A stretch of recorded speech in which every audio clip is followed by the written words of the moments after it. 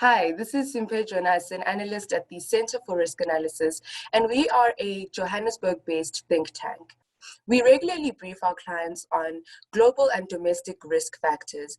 And given the unfolding situation in Zimbabwe, a question that we have received on a regular basis in our exclusive client briefings is whether South Africa could take a similar trajectory to that of Zimbabwe.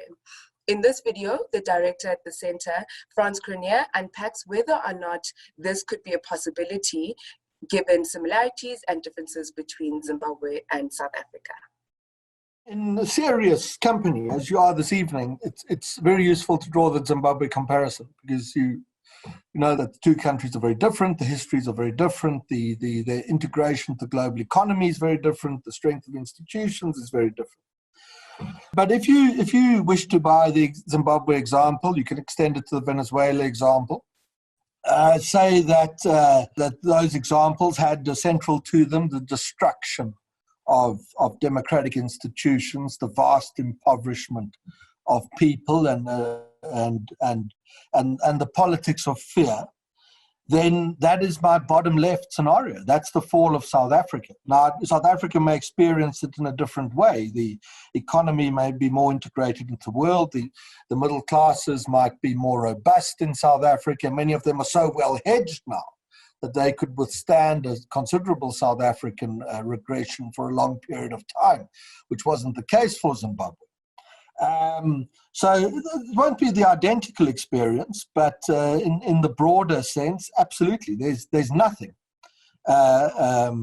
in the South African experience, history, people. Zimbabwe's people are absolutely fantastic, as anyone who spent time in that country knows. And look at the terrible predicament they're in now. What is the trigger? It's property rights. Property rights anchor substantive human liberty in every free society. It was only when ZANU-PF in Zimbabwe faced its first substantive political threat that it turned on property rights, and knowing that the erosion of such rights would lead to the erosion of the rule of law and civil liberties. It is no accident that it is only as the ANC in South Africa becomes aware of its own mortality that it begins to turn on property rights as well. And you should have no doubt that despite my upbeat assessment in the longer term for this evening, you should have no doubt that there are politicians in South Africa who would look to Zimbabwe and see not the poverty and the fear and the horrors and everything that goes with it, but rather see the fact that more than 30 years in, ZANU-PF is still in charge. And they would see that as a success, and they'd know why it's still in charge, and they would wonder whether they might not be successful in the same way too.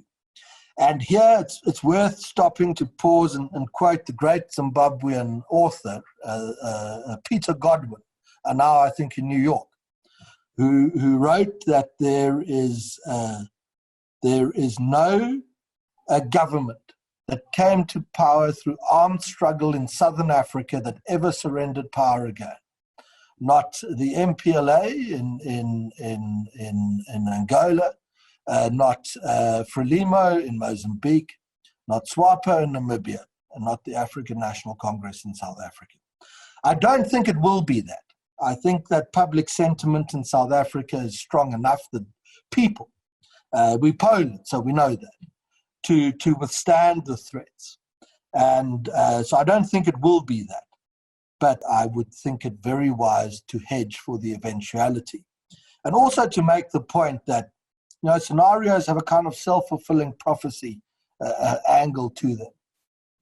That it's only if you accept that South Africa could become Zimbabwe that it won't, because the fear, the risk, the acknowledgement of the risk will see that enough is done to prevent it becoming so.